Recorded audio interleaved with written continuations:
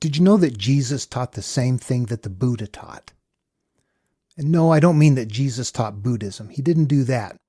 So let me explain. The Buddha taught that there was a path inward to the heart and the soul of every individual. Everybody is well aware that life contains suffering, and Buddha taught the cessation of suffering. If you follow his path, you find inner peace, sanctity, joy. You live your life without feeling all of that pain and all of that hurt. The destination on this path is not a physical location, it's a state of being, and Buddha called it nirvana. Nested cleverly in the teachings attributed to Jesus is the same path. The difference is Jesus called it the kingdom of heaven within.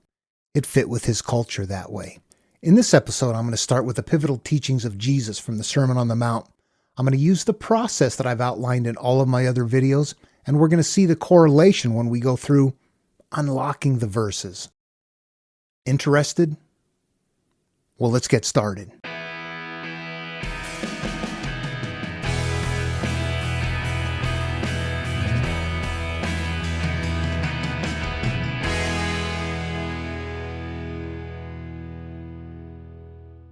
Hi everyone, I'm Daniel. Welcome to Just One Truth. So in this video, we are going to take a look at Jesus, his teachings from the Sermon on the Mount. We're going to look at Jesus. If you've been watching my videos, you'll know where I'm coming from here. Not as a savior, not as the Son of God, but as a teaching guru. Jesus himself said that we can all do the same thing as him and even more. I'm going with that. So using the keys that I've outlined in all the previous videos, we're going to go through the verses of Jesus and show that he taught a very spiritual inner path, and we're going to find that. Now, before I start right in on the verses, I need to throw out a couple of things, a few caveats here. Number one, that not every verse from Jesus is a personal spiritual verse. Those are the ones we're going after. Like other teachers of antiquity, not only did Jesus cover how to heal yourself, how to be reborn, whatever term they used, but there were also rules to the community that they lived within. There are variations. I said Jesus taught the same thing as the Buddha. You know, there are variations to that. For example, in Buddha's setting, he taught veganism. Don't eat animals. What did Jesus say? It doesn't matter what goes into your mouth. It matters what comes out of your mouth.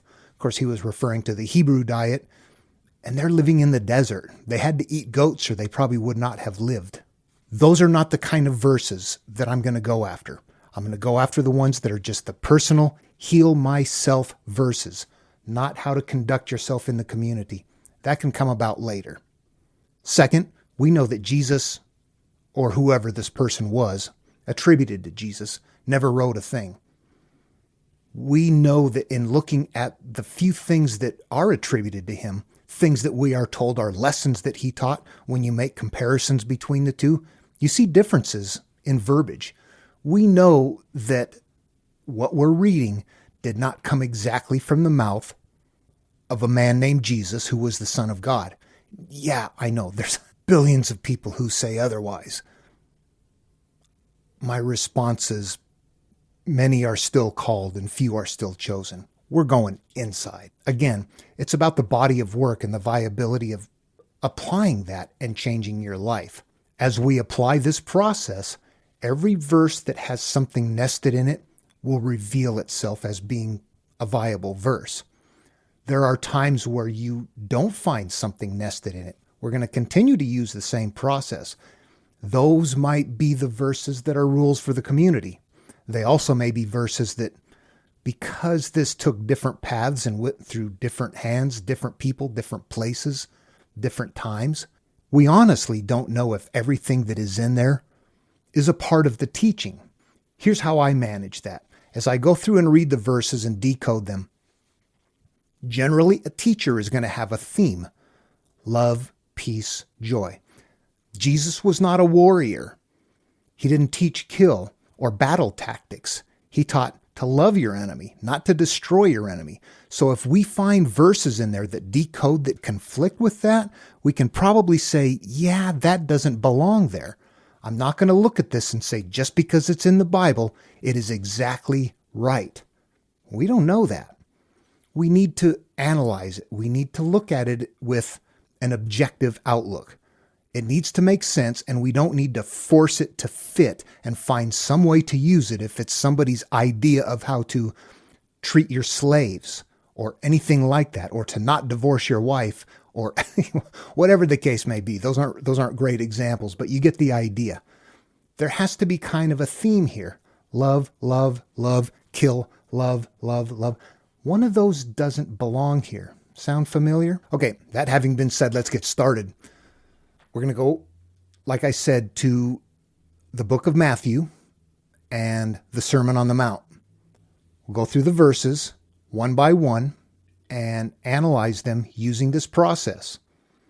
For anybody that may not be familiar with how this starts out, I'll let you know that in the book of Matthew, it starts out with a birth story of Jesus, one of the two different birth stories that we have.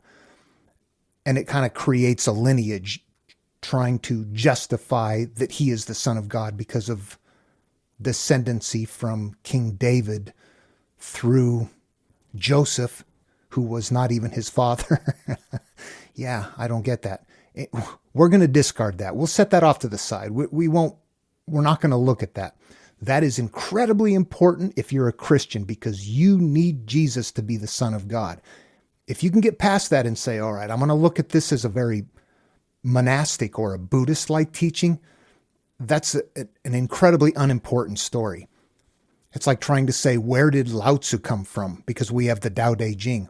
Or where did Buddha come from? Because we have the Dhammapada. They're bodies of work. We don't need to have those people actually have existed. We're following a path that was laid out by somebody. We don't worship the person that laid out the path. We follow the path. And then finally, I'm not going to just discard the things that don't fit. That's cherry picking. Boy, we see that, don't we? People grab verses here or there to justify some kind of hatred, usually. People are cherry picking. They're trying to judge you for being gay or something. We're not going to do that. That's ridiculous. What I'm going to do, though, is set the verses off to the side and understand that either I don't know how to interpret it, and it's going to take some more work, or more likely, it just doesn't belong there. It was added in somehow.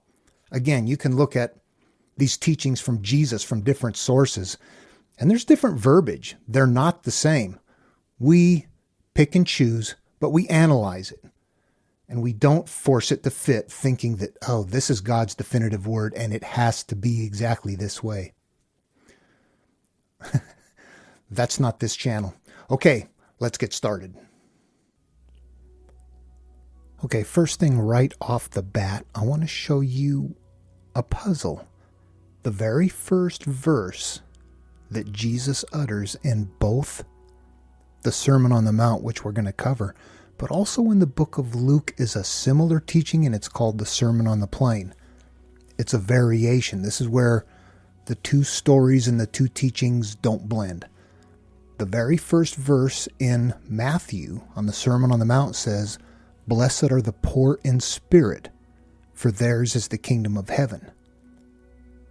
That exact same verse in the book of Luke, when he is teaching at what is called the Sermon on the Plain, says, "Blessed are the poor, for yours is the kingdom of God." Notice this incredible variation of an omission of the words "in spirit" in the book of Luke. In Matthew, you might look at that and say, boy, I got to figure that out. It says something in spirit. Well, what do we see in Luke? We see something that just says, you know what? If you're poor, bless you. Yours is the kingdom of God. If you can't interpret this verse, if you read it at face value, in Luke, you think to yourself, yep, I'm going to give my last $5 bill to my evangelical minister because I'm poor and I want to stay poor. And I appreciate the fact that he's got 3 private jets to go spread the word of God while he's living in a mansion. This is why you have to interpret verse, and you cannot read it at face value. If you do rule number 1, make it about yourself, your own soul, your own spirit, then it doesn't matter. That word in spirit, those words don't need to be there. Because everything that you read, the first thing you do is say, this is about me, about my soul, and about my spirit. It's not about my outward condition or my physical life condition. I don't have to be broke, poor, destitute, and suffering with the promise of yea afterlife. Although, you know what? There are people that are still going to take it that way. Okay, let's move on. Here we begin. The Sermon on the Mount. Jesus is sitting on the mountain, and when he gets ready to teach, everybody's settled down. Here it starts. Verse 1. Blessed are the poor in spirit, for theirs is the kingdom of heaven. Okay, let's use the rules. Make it about yourself. It's about me, it's about my soul, it's about my spirit. If you watch the other videos, you'll know that that means it's about my subconscious. It's about what I hold. The kingdom of heaven. Jesus continually referred to the kingdom of heaven within. He never said the kingdom of heaven without or in outer space. So the lesson here is to realize that when he uses that term, the kingdom of heaven or the kingdom of heaven within, he means that state of nirvana, that state of inner peace, that state of love and joy.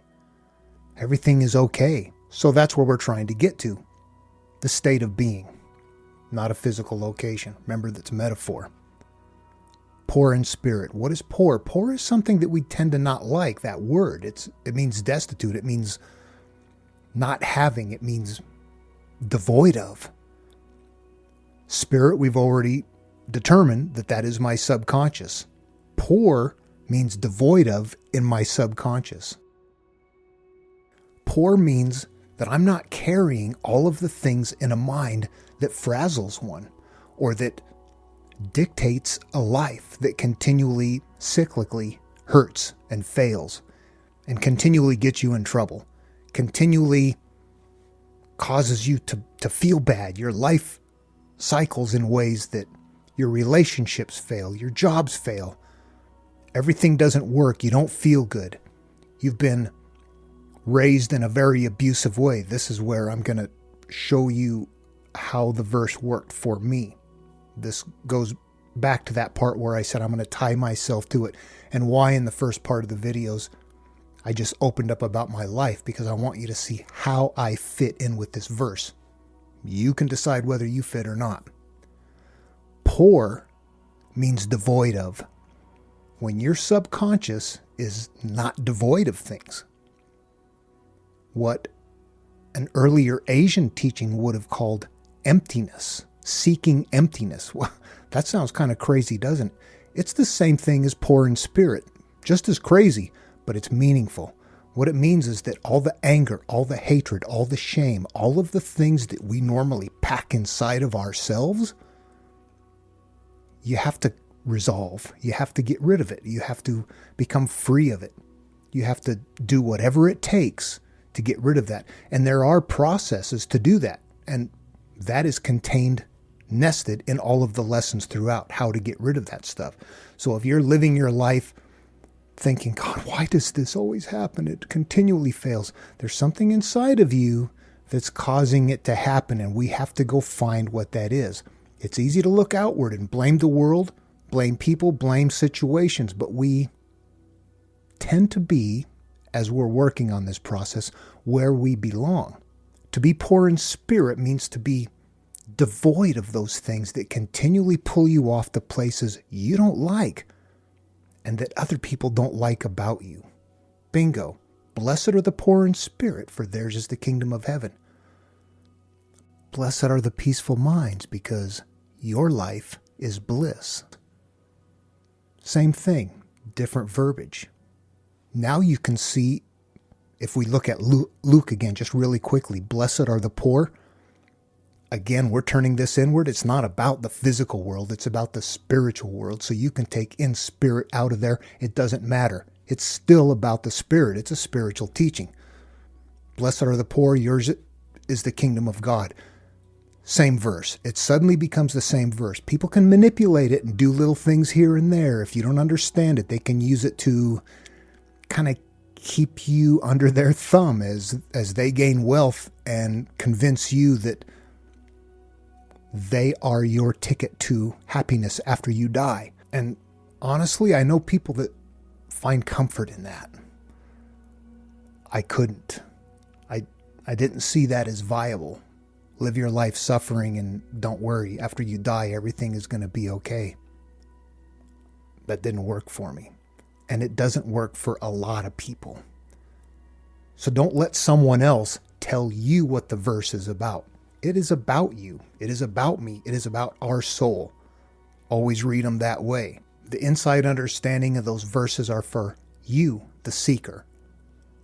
The outer shell, that's the pretty box that the people that'll never understand it, that can't, for whatever reason, that's what helps them carry it.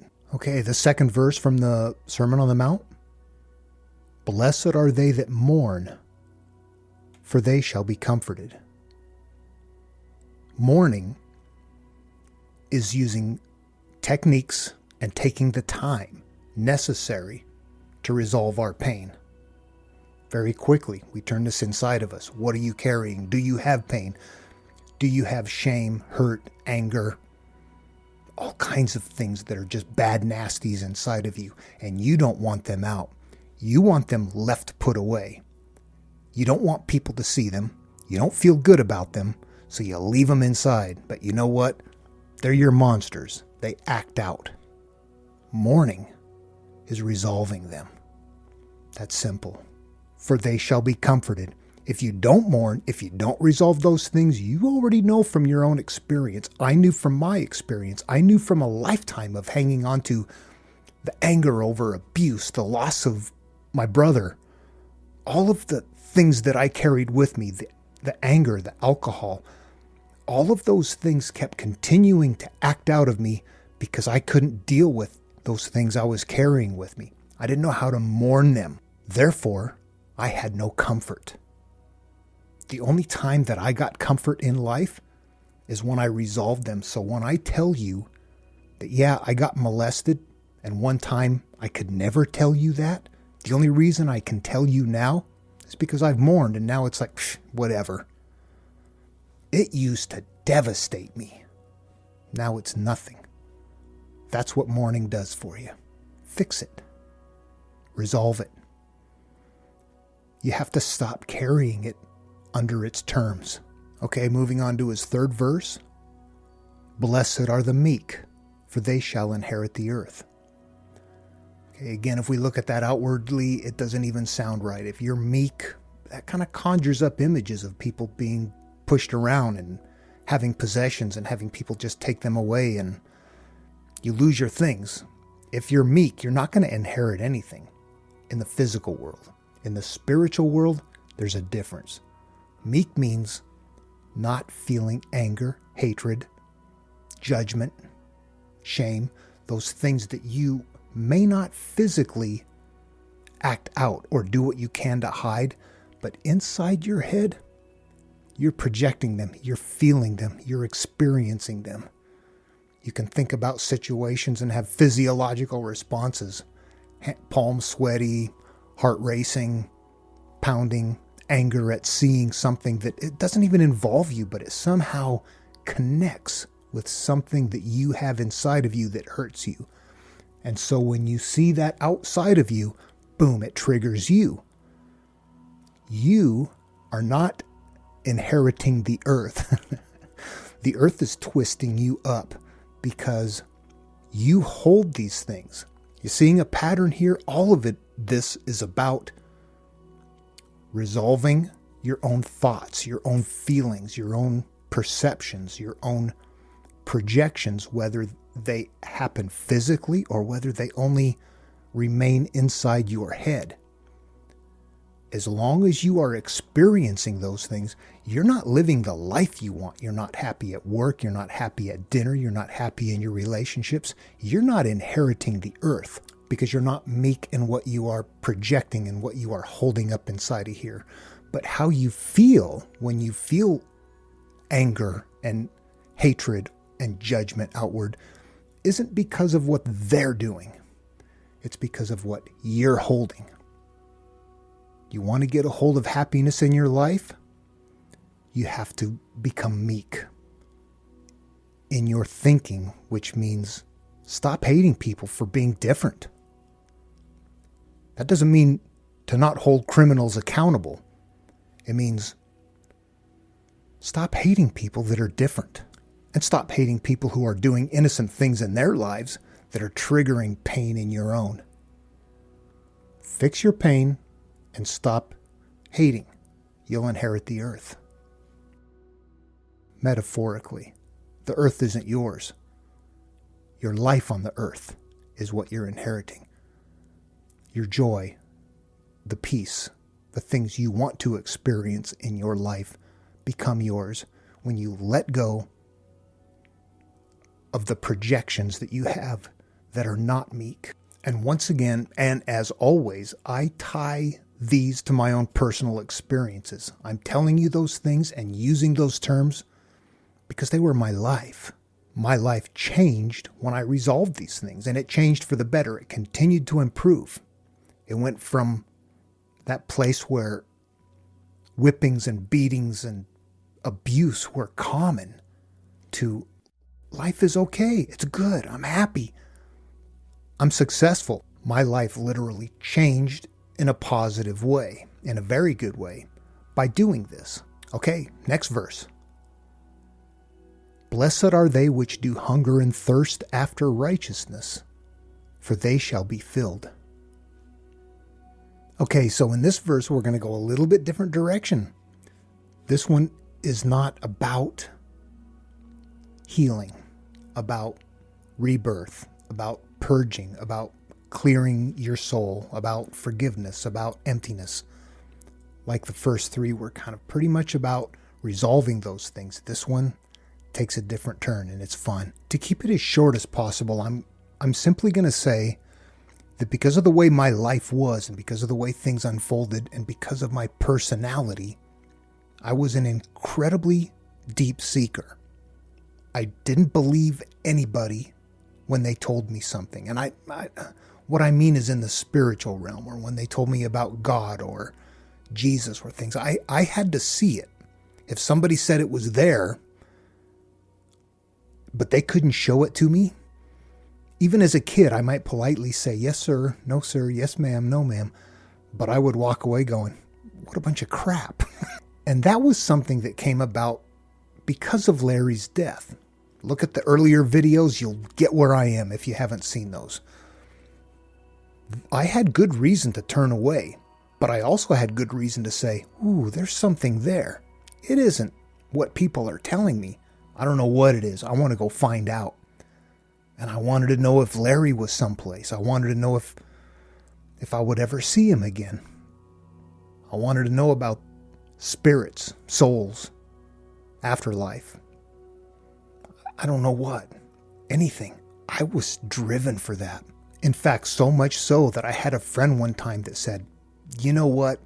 I'm done hanging out with you. You are absolutely obsessed with this. You're not even fun to be around. And to me, it was like, obsessed. This is my dharma. This is what I'm here for. This is what I want to do.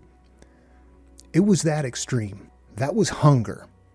The hunger, in this case, we know is not physical hunger. If you're hungering and thirsting after righteousness, well, we know hunger and thirsting in the physical world is feeding your body. But righteousness, you can't eat righteousness. So hunger and thirst in this case, by default, has to be, I want to know with an intensity. I need to feed my soul. I need to consume the knowledge I need that's going to help me. And I'm going to tell you straight up, at least for me, that intensity created an inflow of bits and pieces of information and times and places and situations in life that led me from one answer to another answer. And early on, they didn't just unload on me. There's little bits and pieces here and there that I accumulated and brought with me. I remembered them. when I needed to. I didn't remember them all the time, but as later on, as I'm starting to go, oh, I'm starting to figure out some things here. Bingo. Every time I needed to remember something from 10 years ago that I learned from the monk in Okinawa or something, it was right there. And I'm going to tell you a story of how a significant thing unfolded in the most magical way, although it took about 2 years for me to figure out the answer. It was coming at me prolonged, and I didn't understand it. And finally something happened that was another one of those things that's so obscure you're like, okay, who's watching? Where did that come from? Okay, this fun story, I call it my 747 story, and it represented probably one of the most pivotal learning things that came to me in the most bizarre way. And it's a long story. I'm just going to give you the very condensed version because I don't want to spend that much time on it. One of my daughters calls out from the bedroom as I'm sitting in there reading the newspaper. Dad, what time is it? And I look over, there's a digital clock in the room where I am, and it's 7:47 in the evening, 7:47 p.m. So I yell back at her, it's 7:47. Thank you, Daddy. A couple days later, exact same thing. I'm sitting there reading the paper. Daddy, what time is it? 7:47. Okay, that's a coincidence. So what? But it continued to happen. The number 747 kept showing up in very obscure ways. I can remember one time going to a job interview and kind of slowly becoming aware of the fact that there's this truck just kind of like I'm driving along and it's like speeding up and slowing down, and it's big. We're on the freeway and I realize, oh, what is that truck doing? And I look up, it's trailer number 747.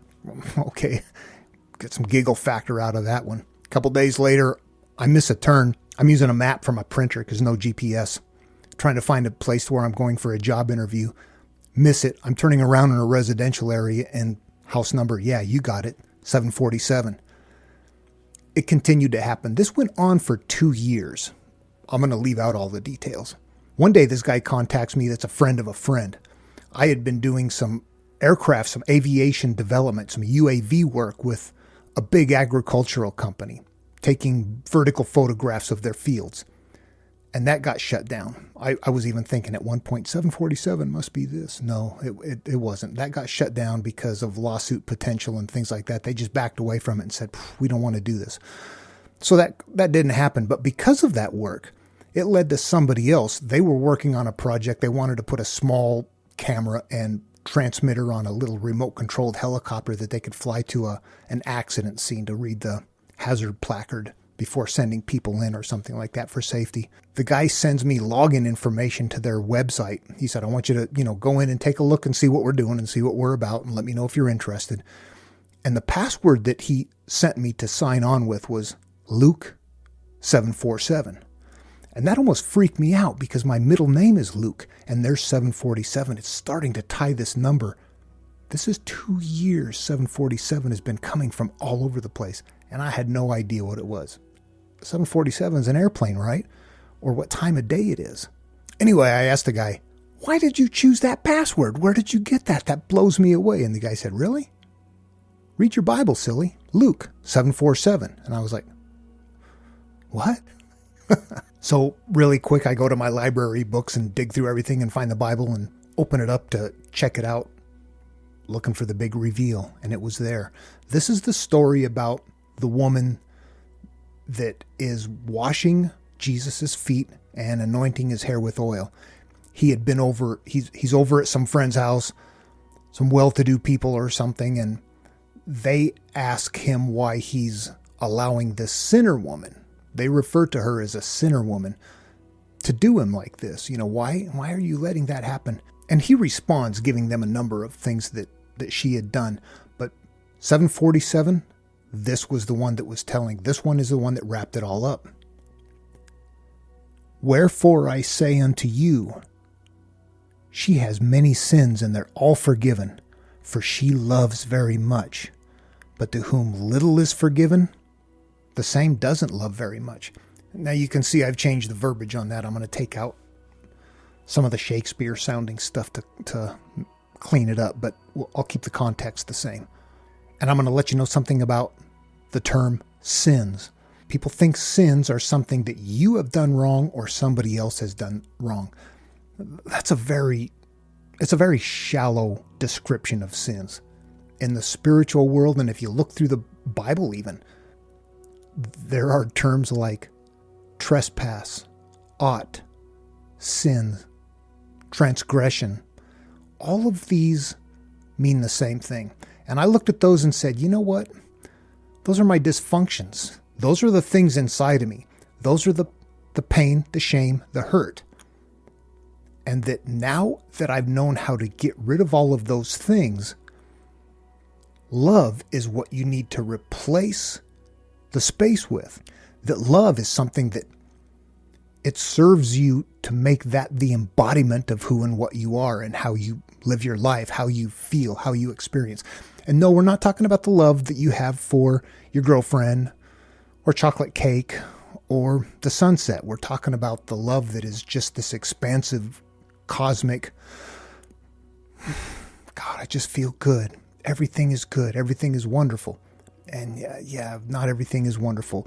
I'm talking about from the spiritual perspective. When you can become the embodiment of this feeling of love, then everything else kind of goes away. So that became an incredibly next key piece. Not only do you unload your baggage, but you replace all of your pain and your hurt and your shame and your anger with practicing love. And it's not just because it's good for you to do it. It's because it changes your life. It changes the way you feel. It changes the way you experience life. It changes the way people around you experience their relationship with you. It makes everything work good. And that's the best example I can think of applying these verses, these teachings to myself. You know, I have been living my life wondering, what is next? What do I do? I had a burning desire. It wasn't a burning desire to go party or to go hang out or to go drive cars. It was a burning desire to know what do I need to do to live the best possible life?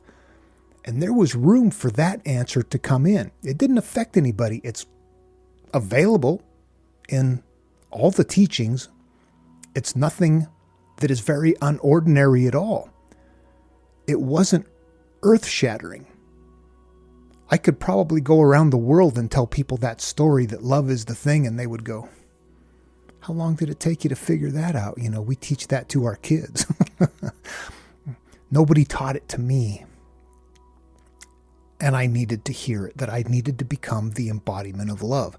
But that by desiring to know so intensely that this incredibly obscure pattern of 747 continued to come to me until it was just the most bizarre, weird thing. Why?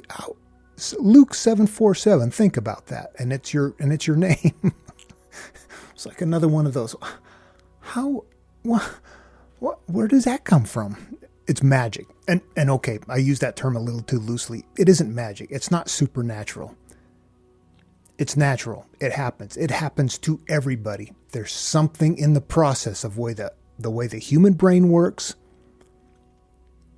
with where are we? We're in the universe somehow, and I don't know how. That's not my department. All I know is that by desiring it strongly enough, you get it. But you know what? Don't mistake that for one of those things where you think, well, if I desire bags of money, it's going to fall on my head.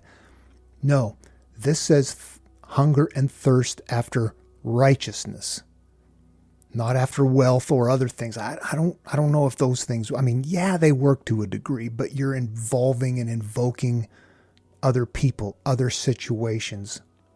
If you're just looking for knowledge and answers, it's you and the universe.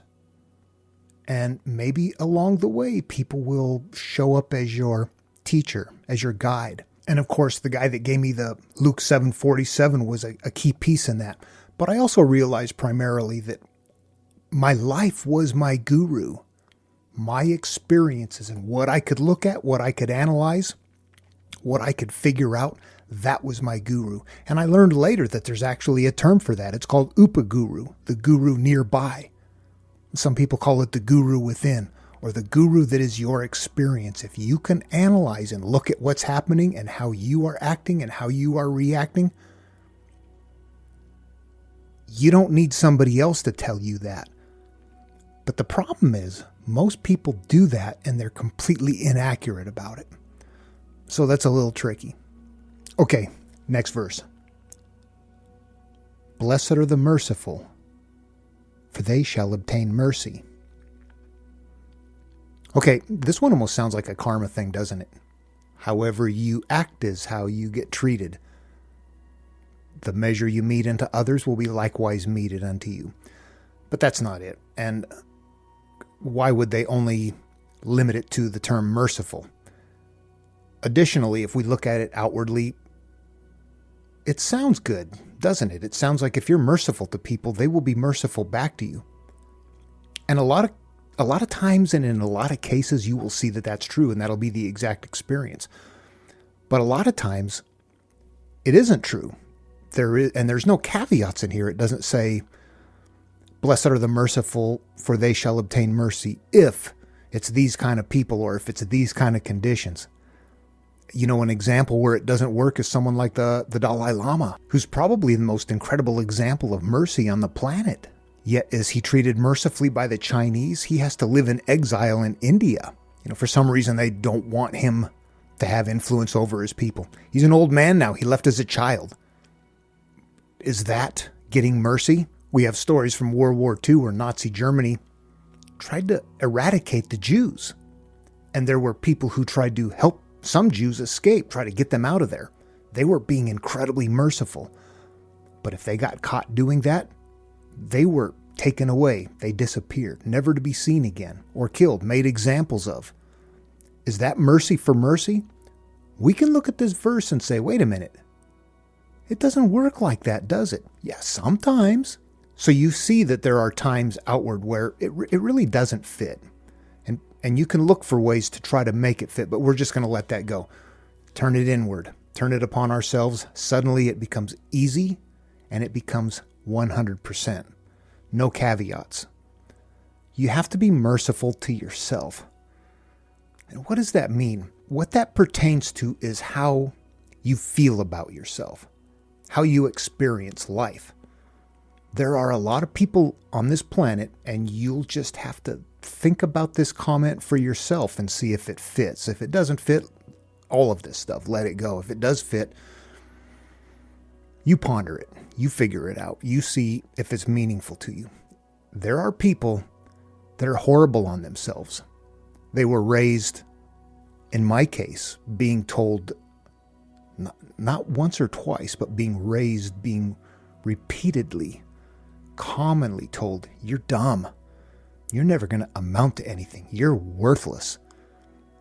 And you grow up along with all of the other things, all of the other hurtful things that went with those words, and it becomes a part of you. And you live your life thinking, I'm lousy. I can't do this. I'm worthless. I'm ugly. I'm stupid. I'm fat. I'm slow. I'm skinny. I'm weak. Something. And even if outwardly you may not physically project that, and people may not hear that from you, you know yourself if you feel that way. You are not merciful to yourself.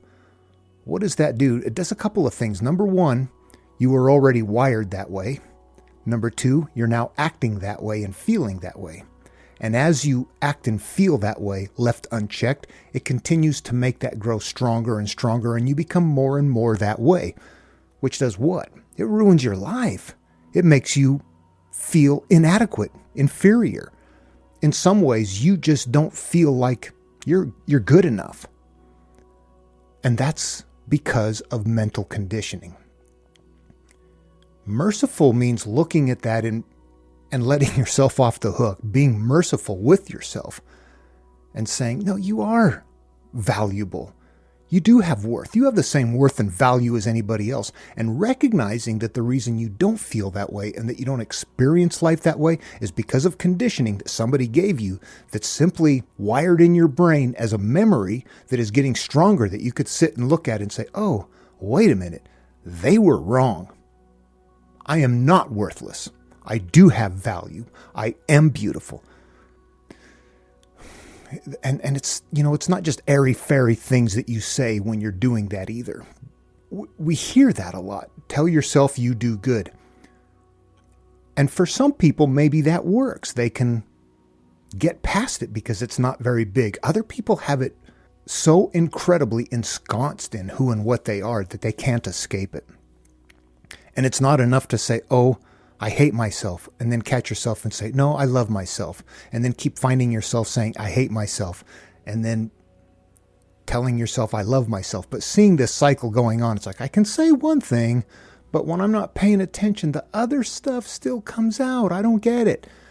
It's because the original root, the nest, the idea of where that came from, whoever gave it to you, whoever told you that repeatedly and gave you everything else, you need to look at that person and figure out how to let them off the hook, which lets you off the hook.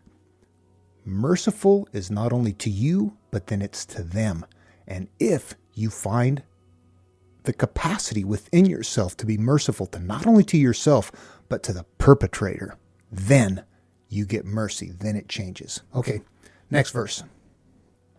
Blessed are the pure in heart, for they shall see God.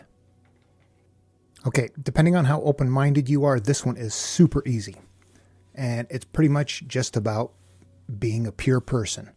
Pure in heart, that is an empty subconscious. We've been covering that. Go through the earlier videos if you need to. This is your subconscious mind. These are the things that you have stored as perceptions that cause the way you respond, that cause the way you live life, how you look at things, how you view things. Imagine a child, a baby, a very young child. Their brains are not yet wired. They don't look at anything in life with any kind of harsh judgment. They don't care what you look like, what you smell like, what you believe. They don't care any of that stuff. They just want to be happy. Jesus at points, if you're familiar with his teaching, even says, enter into the kingdom of heaven within as a child. That's that place mentally where you are that pure. You haven't become wired. As you get older, as you learn, as you experience influence from your culture and from the people, you begin to pick up on their experiences. These get passed along.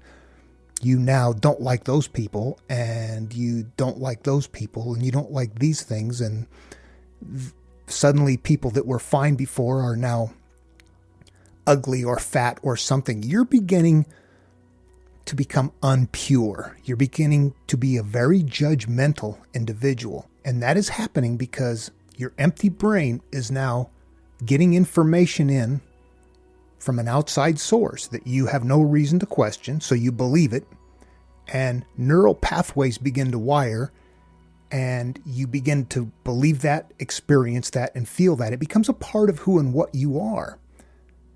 The real trick in waking up is understanding that and realizing everything that I was told by somebody was just something that was their perceptions that got passed along to them and on. And what, at some point in time, someone had an experience that caused that to happen, but it just grows like a runaway freight train. And being able to step back and say, everything everybody told me is wrong. Reevaluate, reassess, step back and say, what would I come up with on my own without being told, without being programmed, without being conditioned? When you see that, and then you can start letting those judgments, those perceptions, those prejudices all go, then you become pure in mind again. Pure in heart is what they call it. Remember, they didn't know what a brain was. They didn't know what a subconscious mind was. They knew the way you acted, and came from your feelings, and as far as they were concerned, that was the heart. So when they say pure in heart, that was the best they can do at their time. We need to update that to pure in mental perceptions, what is stored up here, what is put in the recesses that when you're not thinking about it, are still there ready to come out at a moment's notice. Pure in heart, that's it. For they shall see God. Okay, this is where the stretch has to come for people that are not on board with what I've been talking about so far. I don't see God. I don't see the God that is defined as a creator judgment being that is sitting up there waiting on us to make the right decision while it capriciously decides to dole out good or bad for no reason whatsoever. I just don't see that entity existing. I really don't. However, I don't want to simply discard the verse. What is God? In Christianity, we have God and the devil.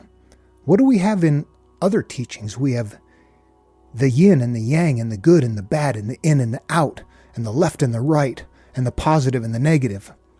We have Darth Vader and Luke Skywalker. In all traditions, we teach there's a good and that there's a bad. And in this case, that good, that positive, that very beneficial and quality part of humanity that makes us good, that makes us or gives us the potential to be more, the concept of that good has evolved at this point in Abrahamic descended traditions into an untouchable, unknowable, unimaginable entity that all you can do is sit and worship. Let that go and bring it back in and say, God is really what is goodness. God is a concept that we bring about. It is not an entity looking over us. So blessed are the pure in heart, for they shall see God.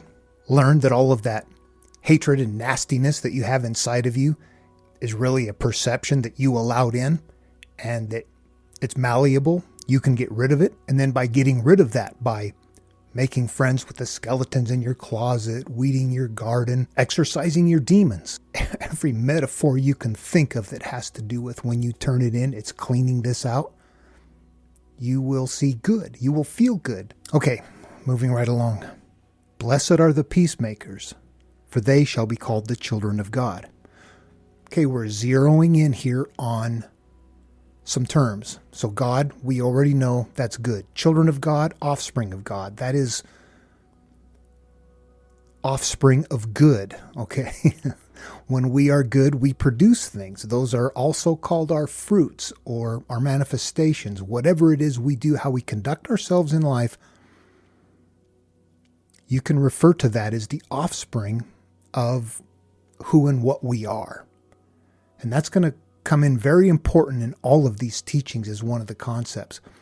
A peacemaker is what? If you're looking inward, if this is about my soul, it's about making peace with yourself. It's about taking those parts of you that you don't like, that you hate about yourself. You know them because unless you've got walls up and you can't remember them, you can remember them. And when you think about them, they don't make you feel good, and you don't want to talk to anybody about it. How many things do you harbor that you can't talk to anyone about? Those are your biggest problems right there. There might be other things that you're willing to talk about, but every time you do, it's angry and vitriolic, and that's not good either. Maybe you're not shameful about those, but you're angry, you're hateful. Does it really make you feel good? I would say it doesn't. It doesn't make me feel good. And there may be a mass of people out there that feel good just doing that. That's them. Many are called, few are chosen. If you're one of the people that are here to, this sounds rough, but if you're one of the people here to be a true seeker, you're going to get this. And you know that you have to make peace with yourself. And you know, and only you know, whether or not you have to do that. And that's not true. You know it consciously. Other people may know it by watching you, by observing you. If you outburst, if you hurt people, if you judge people, anger, no matter when and where, and you try to justify it, you're not at internal peace. You may think you're in charge and somebody else is at fault, but you're not looking inward then. Only the people that look inward and say, I fit with this situation, I'm the yin to that yang, do you realize I have to make peace with myself. And only in doing that does it create conditions in your mind, once you're complete, that when you're not paying attention, when life is going on, when things are happening all around you, you react differently. You're peaceful, you're happy. You do good outwardly, physically, by being good inwardly. The outer world that we experience is a direct reflection, a mirror to what we have up here. Not here, up here. Saying it's in the heart is wonderful. We always hear that. But what can you do? Once you know that it's, thoughts, perceptions, it's something in my subconscious mind, boy, you can grab a hold of that. You can change it. You can do something. You can employ techniques that are used to change the way your brain works, to change your wiring, which then changes the way you act, changes your experience, changes the way you feel. Okay, next verse. Blessed are they which are persecuted for righteousness' sake, for theirs is the kingdom of heaven. Okay, again, we turn it inward, make it about ourselves. We got the kingdom of heaven from earlier, right? The kingdom of heaven is nirvana. It's that peaceful internal place that we're looking for. So we've already got that established. But we see a new word coming into this one, persecuted. Blessed are they which are persecuted for righteousness' sake. So that kingdom of heaven, that mental state of being, of peace and joy and love, how do we get there? By being persecuted for doing the right thing. If you turn it inward, we're going to find that all of these teachings are so simple and so similar. There's not a bunch of extraneous, outward-looking interpretations that are going to bring you to 33,000 different denominations. Nope, you turn it inward, and it's about you, it's about me. I turn it inward on myself, though. We don't use it on each other. That means I have to persecute myself for righteousness' sake. What does that mean?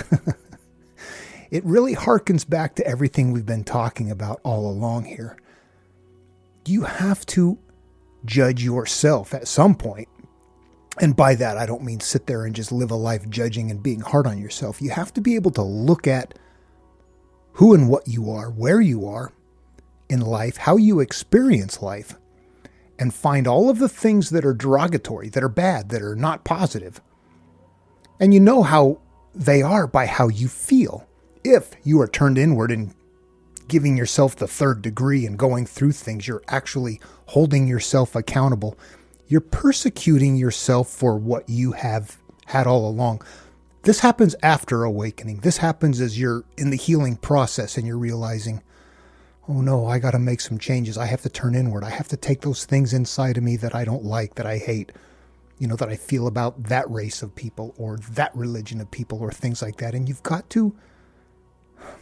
have to hold yourself accountable for that and change those things. And if you don't get to that state of being. It's just that simple. Like I said, this isn't for everybody. It's really about love and kindness to everybody on the planet.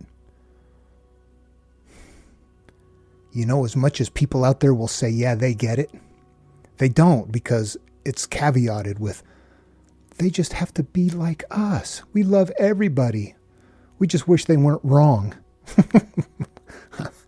Yeah. Okay, those are people stuck. And then what do? They tell you to wake up. This is why it's a tough path. And this is why the teaching is obscured. This is why it's put inside of something that the masses will carry. You can't tell a billion people out there that are extreme one way or another that they need to love everybody, because they exist with an anger and a hatred towards the opposite side. They're just both opposite ends of a teeter-totter. We're looking to get to the middle. We're looking to find some place where we're not holding on to those ends and letting go. kingdom of heaven, well, it's not with those two groups. You got to go your own path, and you got to let things go. All right, next verse. Blessed are you when men shall revile you and persecute you and say all manner of evil against you falsely for my name's sake. Okay, I'm going to skip by this one, but not too quickly. This one has to do with being judged by people. The very wording of it that says when men shall revile you tells you right there that when you turn this one inward, it doesn't fit with the rest of the teaching. This one is not an inward-looking verse. This one is a verse about how life is going to happen for you.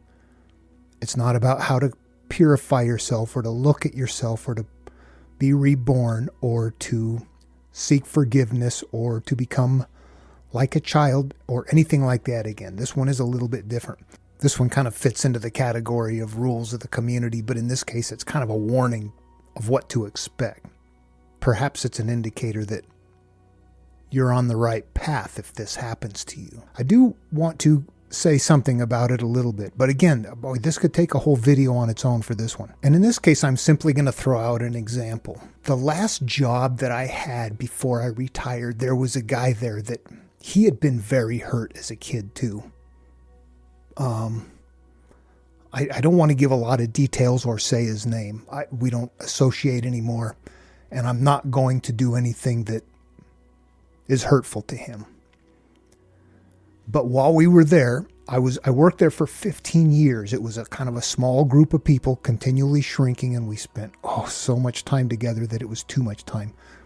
We hated each other. You spent more time with these people at work than you spent with your spouse. And ultimately, they're not the kind of people that you would necessarily choose as your friends. They're just coworkers from all over the place with all kinds of different outlooks. And to be honest, it was a very conservative group, and I was the liberal POS that was a part of it. So I had a couple of things working against me there. But through that situation, through the work environment, we all got to know each other incredibly well. Again, you would spend 12, 14 hours a day together. 15 years. Yeah, you get to know each other. Things come out. That's what happens. There's no way to do it over again. He had been molested and had been, I'll leave it at that. I got to a point where I was able to talk about being molested and what the right thing to do was and how you open up about it. And he was an incredibly classic example of what happens to somebody who is in a position that they have the same kind of experience as you, but they don't want to go after it. They hate it. It hurts. They don't want to deal with it. They want to deny it. And it comes out in a variety of ways. He was very kind of he said a lot of hurtful things about people that weren't in the area. He's the only person I ever heard use the term butt darts. Think about it. Very derogatory things that were obviously parts of his wall, parts of his shell. But this got to the point where it got so bad that near the end of me being there, he had this car that he loved, and that's what he worshipped. Yep, he liked that car. And it was kind of funny. He was one of those guys that parked his car in weird ways, diagonal across the back of the parking lot and things, walk around it, make sure nobody did anything. It was his obsession. And that's okay. Do what you want to do. But he was so into that car. And unbeknownst to me, as I'm nearing the end of me being there, of working there, he had begun telling people that I damaged his car. It was an accusation. I don't even know what happened. Apparently somebody somewhere did damage his car. And despite the fact that there was no evidence, no nothing, no reason, it supposedly happened at work where there's cameras all over the place. Nothing showed up. It didn't matter. There were never any charges filed. He never said anything to me. He just went around telling everybody Dan did this, Dan did that, Dan. And, thankfully, people there, we all knew each other well enough that they were like, yeah, we know better than that. So it was a kind of a non-issue. What do we have here? Blessed are you when men shall revile you. He reviled me, he persecuted me, and said all manner of evil against me falsely. For what? For trying to do the right thing and say the right thing and say, you know what? If you've been molested, you need to deal with it. Okay, that doesn't explain the whole verse. Look at it and use it as an example. I'll let you know this. If you're looking to go on this path, if you decide, boy, I'm done. I like this. I want to turn inward and I want to figure things out. The people around you, unless they do it too, they will not like what you're doing.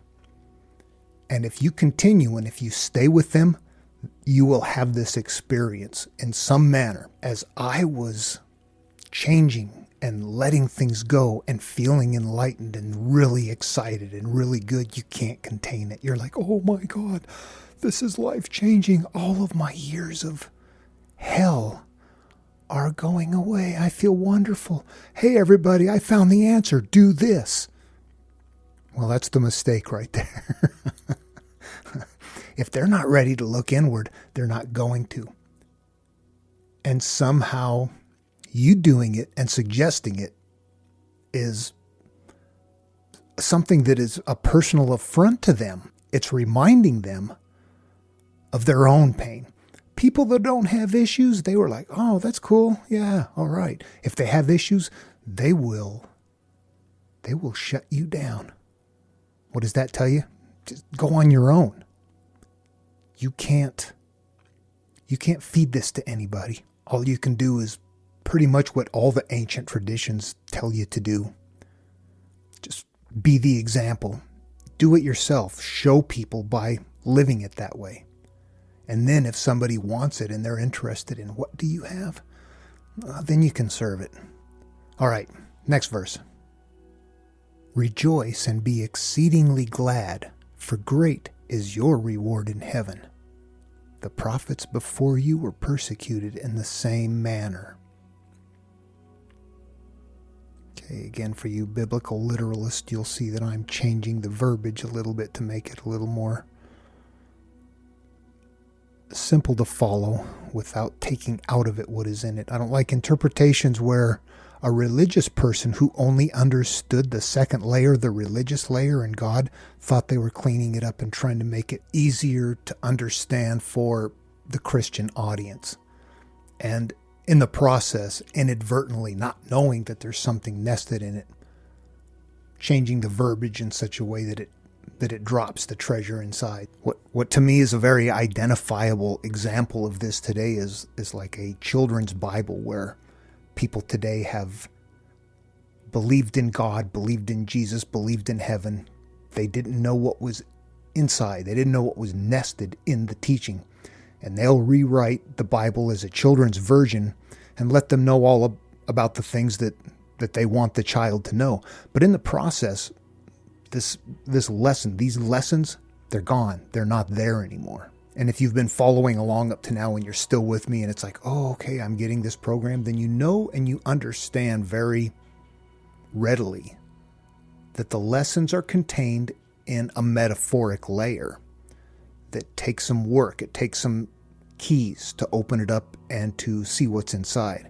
And when people don't have the capacity to do that, they think, why is this so weird? Let me put this modernized and make it sound better. They don't know that it's supposed to be that way for a reason.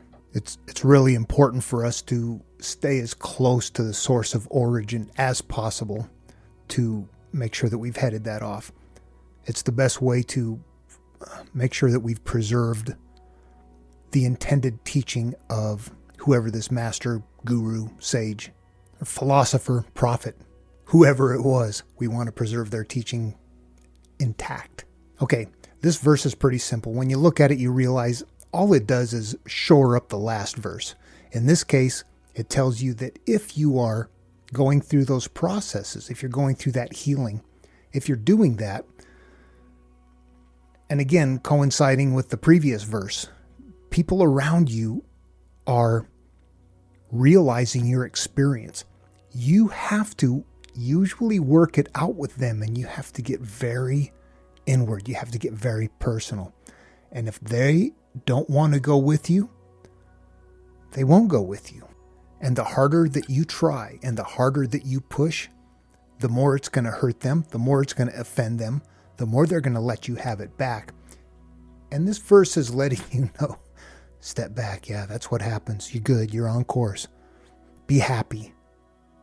You might not be able to work out all of your issues with the person that you have the problem with. Sometimes you have to work it out in other ways. Okay, so there's about 25 viable verses in the Sermon on the Mount. And I'm going to stop right here on the video simply because I've run into an hour already. I'm trying to teach the process that I'm talking about and demonstrate along the way how it works. So go ahead and keep at it. If anybody's interested in me doing the whole Sermon on the Mount, continuing on with the rest of it, put it in the comments below. What I want to do really is go on and move to other teachings. I want to do Buddha. I want to do Lao Tzu. I want to do Hinduism. I want to do Judaism and show how they teach the same process. That was my contention from the beginning, is that they all teach this spiritual inner teaching. And that as we as a society of people grow up with our own religions and never get beyond the outer shell, we hate each other and we think we're right and that everybody is wrong. And I'm trying to at least provide an idea, a theory, that they all contain the same thing. But that what that same thing is, no matter what culture, no matter who you are, since it's a very personal, inward-looking thing and goes past your shame, it doesn't matter where you are in the world. You don't like it. It doesn't feel good. But that in different cultures and different times, people figured this process out and they spread it around, but they had to encapsulate it inside of something that was palatable, that was readily going to move around. And you'll see as we go through here, if we use this exact same process. I'm not going to do anything different with Buddha's teachings or any of the other teachings. We're going to use the same process. Make it about yourself. Call your subconscious mind the soul. And we'll just take it at that. Anyway, okay. Let me bring this to an end. I hope you found it fun and interesting. I'm not sure what I'm going to do next, but I'll get started on it right away. If you liked the video, please subscribe. And until next time, be safe. And there is just one truth, and we are getting to it.